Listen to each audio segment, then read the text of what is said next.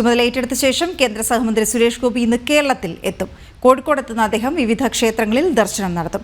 മനോജ് വിവരങ്ങളുമായി ചേരുകയാണ്. മനോജ്, കോഴിക്കോട്ടേക്കാണ് അദ്ദേഹം ആദ്യം എത്തുന്നത് കേരളത്തിൽ. തുടർന്ന് അദ്ദേഹം ചില ക്ഷേത്രങ്ങളിലേക്ക് പോകുമെന്ന് പറയുന്നുണ്ട്, തൃശ്ശൂരിലേക്ക് പോകുന്നുണ്ട്. ഏത് വഴിയായിരിക്കും അദ്ദേഹത്തിൻ്റെ സഞ്ചാരം? എവിടെയൊക്കെ പോകും? ജനങ്ങളെ നേരിട്ട് കാണുന്നുണ്ടോ? വിവരങ്ങൾ.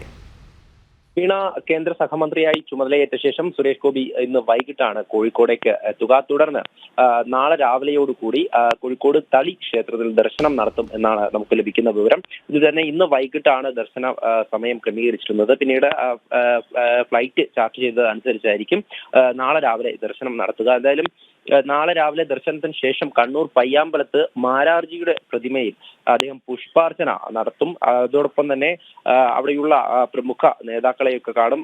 അതോടൊപ്പം തന്നെ ഇ.കെ. നായനാരുടെ വീട്ടിലെത്തി ശാരദ ടീച്ചറോടൊപ്പം തന്നെ ഭക്ഷണം കഴിക്കുമെന്നാണ് ലഭിക്കുന്ന വിവരം. അത് കഴിഞ്ഞ ശേഷം വൈകിട്ട് കൊട്ടിയൂർ ഉൾപ്പെടെയുള്ള ക്ഷേത്രങ്ങൾ, കണ്ണൂരിലെത്തി കൊട്ടിയൂർ ഉൾപ്പെടെയുള്ള ക്ഷേത്രങ്ങളിലും അദ്ദേഹം ദർശനം നടത്തും.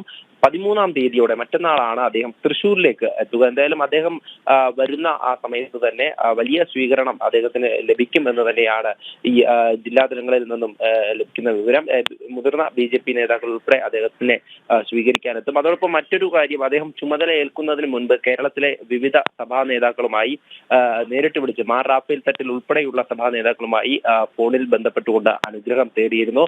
അദ്ദേഹത്തിനായി പ്രാർത്ഥനയും വിവിധ പള്ളികളിലായി നടത്തുന്നുണ്ട്. എന്തായാലും അദ്ദേഹം ഈ കേന്ദ്ര സഹമന്ത്രിയായി ചുമതലയേറ്റ ശേഷം കേരളത്തിലേക്ക് എത്തുമ്പോൾ അദ്ദേഹത്തിന് വലിയ സ്വീകരണം ജനങ്ങളുടെ ഭാഗത്തു നിന്നും ഉണ്ടാകും. അതോടൊപ്പം മറ്റന്നാളേക്ക് തൃശ്ശൂരിൽ അദ്ദേഹം എത്തുമ്പോൾ അവിടെ നിന്നും വലിയ തരത്തിലുള്ള സ്വീകരണം തന്നെയായിരിക്കും ഉണ്ടാകുക. വീണ.